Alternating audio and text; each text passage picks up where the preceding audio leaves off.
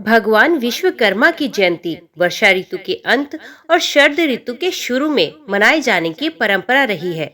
ज्योतिष शास्त्र के अनुसार इसी दिन सूर्य कन्या राशि में प्रवेश करते हैं।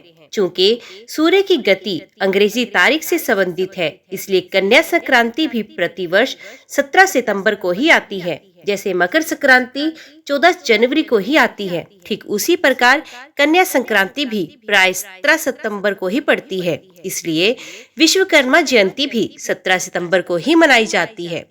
ऐसा माना जाता है कि प्राचीन काल में जितनी भी राजधानियां थी, वे सभी विश्वकर्मा द्वारा ही निर्मित की गई हैं। यहाँ तक कि सतयुग का स्वर्गलोक, त्रेता युग की लंका, द्वापर युग की द्वारिका और कलयुग का हस्तिनापुर आदि विश्वकर्मा द्वारा ही रचित थे। कहा जाता है कि सुदामापुरी की तत्क्षण रचना के निर्माता भी विश्वकर्मा जी ही थे।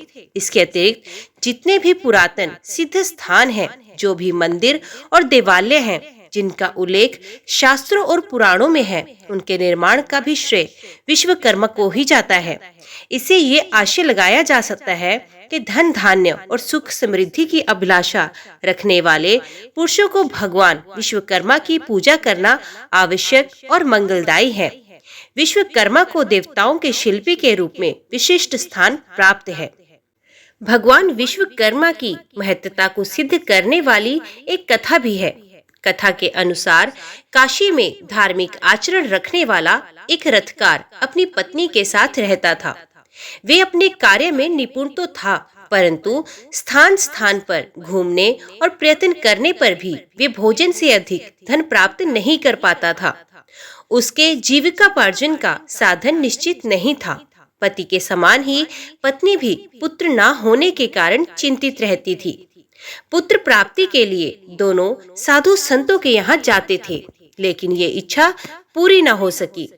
तब एक पड़ोसी ब्राह्मण ने रथकार की पत्नी से कहा कि तुम भगवान विश्वकर्मा की शरण में जाओ, तुम्हारी अवश्य ही इच्छा पूरी होगी। और अमावस्या तिथि को व्रत कर भगवान विश्वकर्मा महात्म्य को सुनो। इसके बाद रथकार एवं उसकी पत्नी ने अमावस्या को भगवान विश्वकर्मा की पूजा की, जिससे उसे धन धान्य और पुत्र रत्न की प्राप्ति हुई और वे सुखी जीवन व्यतीत करने लगे। देव शिल्पकार विश्वकर्मा की पूजा और यज्ञ विशेष विधि विधान से किया जाता है। यज्ञकर्ता स्नान और नित्य क्रिया आदि से निवृत्त होकर पत्नी सहित पूजा स्थान पर बैठे। इसके उपरांत विष्णु भगवान का ध्यान करे। बाद में हाथ में पुष्प और अक्षत लेकर मंत्रों का उच्चारण करे। श्लोक का उच्चारण करने के बाद चारों दिशाओं में अक्षत छिड़के और पीली सरसों लेकर दिग्बंधन करे। अपने रक्षा सूत्र बांधे एवं पत्नी को भी बांधे। जलपात्र में पुष्प छोड़े।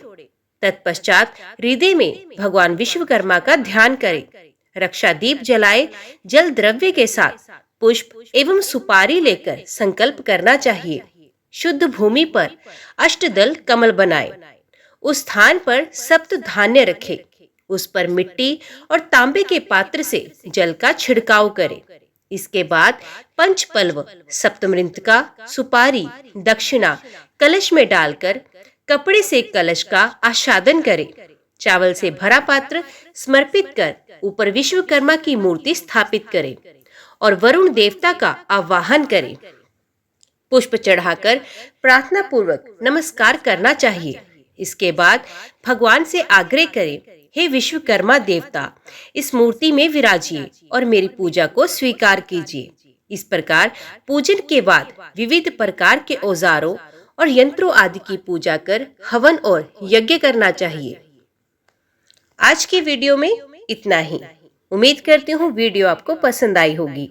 वीडियो पसंद आई हो तो वीडियो को लाइक और चैनल को सब्सक्राइब जरूर कीजिएगा। तो मिलती है अगली कथा अगली वीडियो के साथ। तब तक के लिए देखते व सुनते रहिए। जय मां कंजक, जय माता दी।